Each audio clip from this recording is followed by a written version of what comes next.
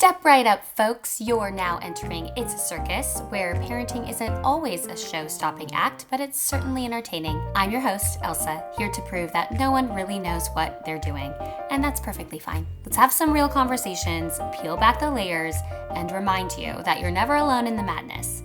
Let's get the show rolling. Hello, and welcome back to my solo episode. So I am sure that you have seen this, but I'm not going to talk about it.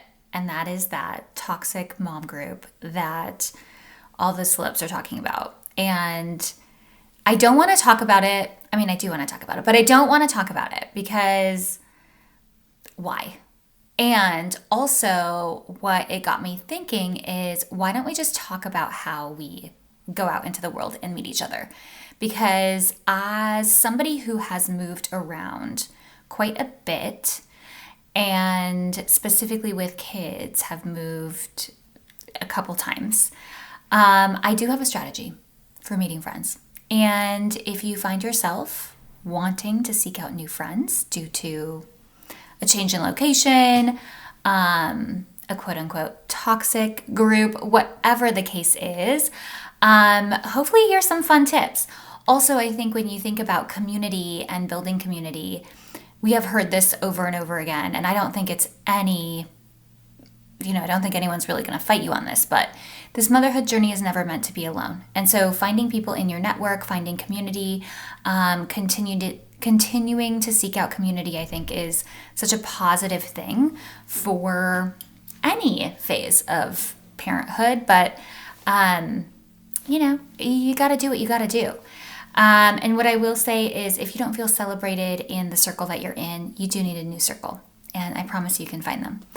So first up is, how are we meeting people? I was talking to a friend the other day and she's like, I just don't know how people meet people. And I do have a strategy. This is a legit thing. I have moved multiple cities multiple times. And you have to make a commitment to being social. That can sound really strange because I think a lot of times we make a commitment to our health. We make a commitment to our career, to hitting our goals. But yes, a social commitment is actually a goal of yours. And there's nothing superficial about it. We need community all the time. And I think it's great, especially if you're feeling like you need a fresh start, or if you're feeling like you want to meet some new people, or if you really are new to a community. Getting out there and putting yourself out there is a way to build an anchor. It's a way to build roots, and it's a great way to feel good in that next phase of your life. So a couple things. This is where I go, is I love Me a Mom's Facebook group. Love. And there are loads of them, thousands of them. Before I made my first move to Austin, I got on some of these community groups, and I mean, the wealth of information. You don't even have to post. Just search in the search bar. You'll be able to find an answer to any of your questions. And a lot of times those groups are filled with people from out of state too. So those mom groups, yes, let's make fun of them. They're hilarious. There's funny things that go on them. But at the same time, they have such a value to information, to people, to good places for parties. I mean, the good schools, good daycares, nanny shares, like all of those things. Those Facebook groups are everything.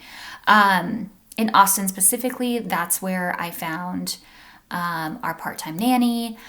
That's where I found sitters. That's also where I went to look for like reviews on daycares. It's also where I went for reviews on where to give birth, all of those things. Then when I was moving to Florida, it's also where I got a load of my information, especially initially right away. So, and actually still get a ton of my information there. If I am not posting a question, I'm literally in that search bar searching and seeing if people have been talking about certain things that I'm trying to look up. So go for it. Don't underestimate it. If you are in a community already and you feel established and you have your friend group and you're all of that, I encourage you to go on there. It's really interesting to see what the conversation is about and what people are talking about in your community right now. So don't underestimate those Facebook groups. Those are just absolutely incredibly valuable. The other thing is in person, like at parks and playgrounds. I have literally given my number to multiple people, and granted, they haven't reached back out. If our kids are playing really well together, if you just like the vibe of the other mom, there is no problem to say, hey, I'd love to exchange numbers. Maybe we can do a play date, or like, hey, our kids are really getting along. I love that. Maybe we could get together again next week. What's your number? All of those things are really easy phrases to use. Utilizing your kids as an excuse is an easy one. But also just like a straight up compliment. I love your bag. I'm new to the community.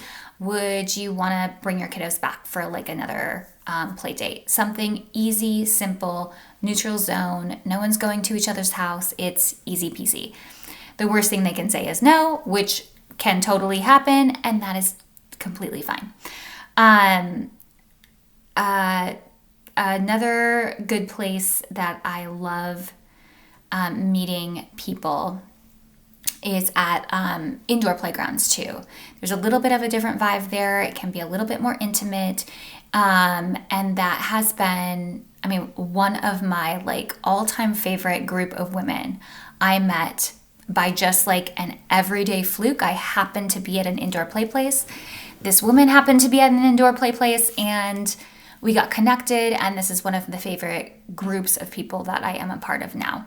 And that was completely by accident. But again, it's like going to these places, being open to meeting other people, not just about your kiddos having fun, not just about creating a great experience for them, but really taking the time to be like, okay, my goal is truly to like connect with other moms and build a community.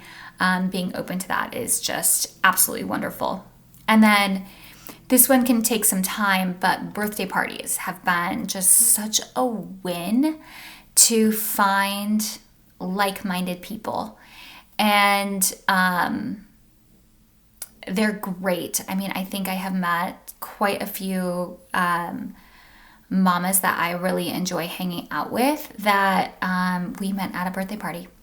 And it's a great way to build community, especially if you're getting invited to these birthday parties in your neighborhood, or from a daycare or school or an event.